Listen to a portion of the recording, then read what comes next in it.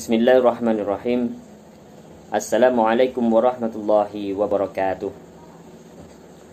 Alhamdulillahilladzi tawahhada bijalali malakut wa tafarrada bijamali jabarut, lahus sifat al-mukhtassah bihaqqih wal ayat ad-dalah ala annahu ghairu mushabbahin bi khalqih. Asyhadu an la ilaha illallah wahdahu la syarika lah wa asyhadu anna Muhammadan abduhu wa rasuluh la nabiyya ba'dah. Allahumma salli wa sallim ala sayyidina Muhammadin wa ala ali sayyidina Muhammadin kama sallaita ala sayyidina Ibrahim wa ala ali sayyidina Ibrahim fil alamin innaka Hamidum Majid. Amma ba'du. Usikum wa nafsi bitaqwallah. Usikum wa nafsi bitaqwallah. Usikum wa nafsi bitaqwallah faqad fazal muttaqun. Saudara-saudaraku dimanapun Anda berada, pada kesempatan kali ini saya akan sedikit menjawab tentang dari mana asal nama Thariqah Shiddiqiyah. Betulkah nama Thariqah Shiddiqiyah ini tidak pernah ada sebelumnya, baik itu secara silsilah ataupun secara ajaran? Lalu apa yang dijadikan dasar oleh Kiai Muhammad Mukhtar Mu'ti di dalam menentukan nama Shiddiqiyah ini? Sesuatu hal yang autentik atau hanya yang dibuat-buat saja? Sebelumnya saya akan menyatakan bahwa saya dahulu juga bertanya demikian. Saya juga mengatakan bahwasanya tidak pernah kita mendapati satu nama Thariqah Shiddiqiyah. Kenapa? Karena di zaman kita ini yang paling terkenal adalah Thariqah Naqsabandiyah, Thariqah Shiddiqiyah, Thariqah Naqsabandiyah, Thariqah Sadziliyah, Satariyah, Tijaniyah, Samaniyah, dan lain sebagainya. Banyak sekali Thariqah yang memang sudah sampai kepada kita. Lalu dari mana asal kata Shiddiqiyah ini? Sejak awal Kiai Muhammad Mukhtar Mu'ti mendirikan Thariqah Shiddiqiyah ini setelah beliau mendapatkan ijazah untuk melaksanakan atau untuk menyampaikan atau untuk melaksanakan bai'at Thariqah Khalwatiyah dari guru beliau, yaitu adalah Kiai Ahmad Syu'aib Jamali Al-Bantani. Kita akan membahas di ruang yang berbeda tentang Kiai Ahmad Syu'aib Jamali Al-Bantani. Tetapi pada saat ini saya akan sedikit mengutip saja dari beberapa buku-buku panduan di dalam Thariqah Shiddiqiyah tentang nama Shiddiqiyah ini diambil dan kenapa beliau mengambil nama Shiddiqiyah ini. Yang pertama, alasan beliau mengambil nama Shiddiqiyah ini bukanlah semata-mata beliau ingin mendirikan Thariqah yang berbeda. Akan tetapi beliau mendapatkan amanat dari mursyid yang terdahulu yang memberikan ijazah kepada beliau, ijazah kemursyidan kepada beliau, untuk secara bertahap menyampaikan atau menghidupkan atau mengembalikan nama Thariqah ini seperti pada Thariqah asalnya atau Thariqah awal berdirinya, yaitu Thariqah Shiddiqiyah. Ini yang diyakini oleh warga Shiddiqiyah, murid Shiddiqiyah. Lalu, apakah kita bisa mempercayai begitu saja? Apakah kita tidak mau mencari sumbernya?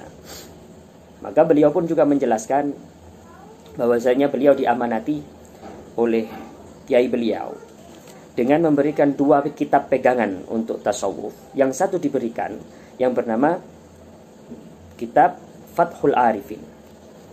Ini menjadi pegangan beliau, di mana buku atau kitab Fathul Arifin ini juga menjadi pegangan bagi penganut Thariqah Naqsabandiyah wa Qadiriyah.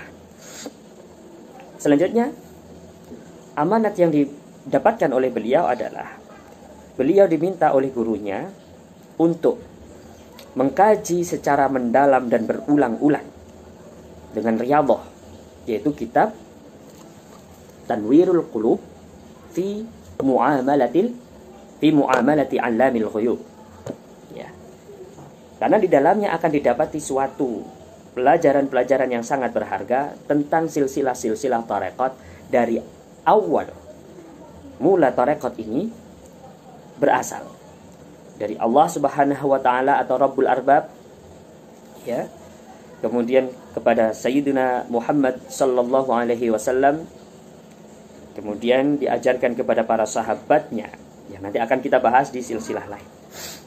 Baiklah saudara-saudaraku dimanapun Anda berada, saya dengan sangat sengaja membeli atau mencari kitab yang menjadi rujukan Kiai Muhammad Mukhtar Mukti tentang silsilah tarekat ini, yang nanti halaman yang saya sebutkan ini akan saya sampaikan di layar Anda sekalian untuk bisa dibaca bersama. Bagi yang bisa membaca kitabnya, bisa dibaca dengan teliti, bisa dibaca dengan sebaik-baiknya.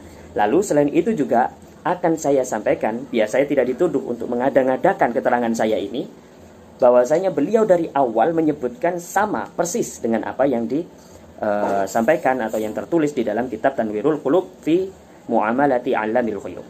Ya. Di sini terdapat pada halaman 539, ya. Di paragraf kedua tepatnya di sisi kiri, ya, di sisi kiri dari safhah daripada kitab ini.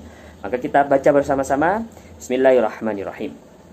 Iklam, ya, ketahuilah anna alqabas silsilati, bahwasanya julukan daripada silsilah-silsilah dari tarekat-tarekat yang dimaksud yaitu takhtalifu biikhtilafil qurun, berubah-ubah, bercampur, berubah-ubah sesuai dengan perubahan zaman, sesuai dengan tempat dia berada, sesuai dengan syekh yang mengajarkannya. Famin hadratis Siddiq radhiyallahu ta'ala, dan yang tertulis atau yang terhitung dari diawali dari As-Siddiq, yaitu Sayyiduna atau sahabah Abu Bakar As-Siddiq radhiyallahu ta'ala anhu, ila Syekh Taifur bin Isa Abi Yazid Al-Bustami, sampai Syekh Abu Yazid Al-Bustami ini tusamma Siddiqiyah, dinamakan silsilah Siddiqiyah, dinamakan silsilah tarekat Siddiqiyah. Apakah berhenti di situ? Kita lanjutkan membacanya.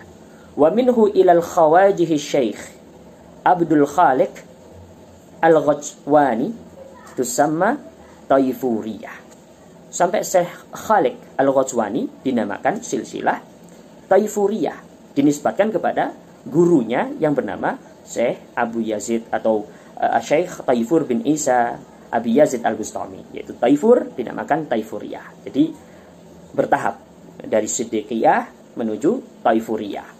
Wa minhu ila hadratis Sayyid Muhammad Bahauddin Al-Husaini Al-Uwaisi Al-Bukhari qaddasa sirrahu tusamma Khawajikaniyah, ya. Kemudian ketika setelah masa itu, yaitu dari Syekh Khaliq Al-Ghazwani sampai Syekh Bahauddin Al-Husaini, Syekh Bahauddin ini dinamakan tarekat atau silsilah tarekat Khawajikaniyah. Ya, sampai sini jelas.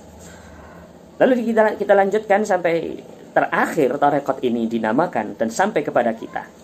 Wa minhu dari Syekh Husain Al-Uwais, dari Syekh Bahauddin. Wa minhu ila hadrat Syekh Abdul Ubaidillah Al-Ahrari tusamma Naqsabandiyah. Jadi dinamakan Naqsabandiyah ketika nyampe kepada Syekh Abdullah Al-Ahrar, ya. Kenapa dinamakan Naqsabandiyah? Yaitu mansubatun ila Naqsyaband wa ma'naha rabtun naqsh. Karena memang ada suatu keunikan di sini, yaitu dinisbatkan kepada suatu tanda, yaitu suatu tanda yang dinamakan Naqsyaband. Apa itu? Ratbun naqsh, yaitu suatu cap atau suatu ukiran yang sangat kuat, yang sampai melekat. Ya, an-naqshu huwa suratun tabi, yaitu adalah sebuah gambar yang melekat, yang ngecap, ya, ala syama'in wa nahwihi. Ya, dinamakan demikian. Wa rabatahu baqa'uhu min ghairi mahwin, ai li anna Sayyid Muhammad Bahauddin An-Naqsabandi dikasih julukan demikian karena Syekh Bahauddin An-Naqsabandi itu ketika beliau itu karena yadhkurullaha bil qalbi, ketika beliau itu melakukan zikir zikir dengan hati, mengucapkan asma Allah dengan kontinu, dengan istiqamah, sampai-sampai ismu zat Allah itu, nama zat Allah itu terukir, kelihatan, nampak di dada beliau, di dada tepat di posisi hati beliau. Ya, ini merupakan suatu karamat yang menjadikan tarekat dari beliau, dari Syekh Bahauddin ini dinamakan tarekat Naqsabandiyah. Wasumi'at min ba'di khulafa'in Naqsabandiyah yaqul, dan didengarkan atau kita perdengarkan daripada khalifah-khalifah tarekat Naqsabandiyah, mereka berkata, Inna Rasulullah sallallahu alaihi wasallam, sesungguhnya Rasulullah sallallahu alaihi wasallam menceritakan peristiwa terjadinya tanda Allah tertulis di dada beliau itu, yaitu adalah Rasulullah. Sesungguhnya Rasulullah sallallahu alaihi wasallam meletakkan telapak tangannya yang sangat mulia itu, kafahu asyarif ala qalbi syekh, kepada dada yang tepat pada dadanya yang ada hatinya daripada Syekh Bahauddin An-Naqsyabandi, ya. Wa huwa fi halatil muraqabah, ketika beliau sedang melakukan muraqabah, sehingga naqsyan, fasara naqsyan, sehingga terjadilah ukiran yang ada di dadanya, sehingga kita kenal tarekat Naqsabandiyah sampai sekarang dan tiba di negara kita ini. Wa hadzal lafz yahtamilu ghairu dzalik wa minhu ila hadratil imam ar-rabbani. Lalu dari Syekh Bahauddin atau dari Syekh Abu Ubaidillah al-Ahrari sampai Syekh al-Imam ar-Rabbani al-Mujaddid al-Alfithani, yaitu Imam Mujaddid pada kurun waktu abad atau waktu 1000 tahun yang kedua, yaitu milenium yang kedua, yaitu Syekh Ahmad Al-Faruqi, dinamakan tusamma Ahrariyah, dinamakan tarekat Ahrariyah. Sampai sini sangat jelas dan tidak ada kesenjangan, tidak ada sesuatu hal yang nyeleweng dari apa yang disampaikan oleh Syekh Mukhtarullah Al-Mujtaba atau Kiai Muhammad Mukhtar Mu'ti. Lalu wa min Syekh Ahmad Al-Faruqi ila hadratin Maulana Syekh Khalid, ya, sampai kepada Syekh Khalid, tusamma Mujaddadiyah, dinamakan tarekat Mujaddadiyah. Wa minhu ila asrina hadha, dan dari Syekh Khalid sampai kepada zaman kita saat ini dinamakan tarekat Khalidiyah. Dari silsilah tarekat ini kita mengenal bahwasanya tarekat itu dari satu sumber yang sama, mengalir ajarannya melampaui zaman-zaman yang telah dilalui oleh para salik sehingga sampai kepada kita. Lalu tiadalah tujuan daripada sebuah tarekat kecuali untuk menyampaikan kalimatul haq, la ilaha illallah, dengan metode wirid, dengan metode zikir yang diberikan atau disampaikan oleh para syekh atau masyayikhul tarekat. Lalu bagaimana dengan silsilah sampainya kepada tarekat Siddiqiyah sampai saat ini, sampai beliau mendapatkan ijazah untuk baiat? Maka akan kita sampaikan dalam video selanjutnya. Sekian dari saya, semoga apa yang saya sampaikan ini bisa menjadi suatu hal yang bermanfaat dan menjadi tambahan wawasan khususnya bagi saya sendiri apabila ada kesalahan murni dari diri saya sendiri, dan kebenaran mutlak adalah milik Allah Subhanahu wa taala. Wabillahi taufiq wal hidayah wa ridha wal inayah. Tsumma assalamu alaikum warahmatullahi wabarakatuh.